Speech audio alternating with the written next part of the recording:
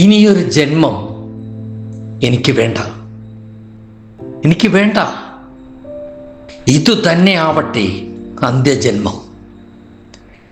ഇത് പുണ്യജന്മമോ ഇത് പാപജന്മമോ അറിയില്ല, എനിക്കറിയില്ല.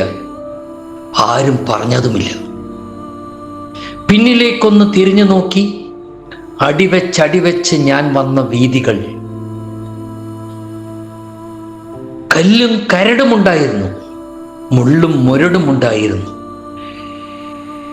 കല്ലും കരടും എടുത്തു മാറ്റി, മുള്ളും മുരടും വകഞ്ഞു മാറ്റി.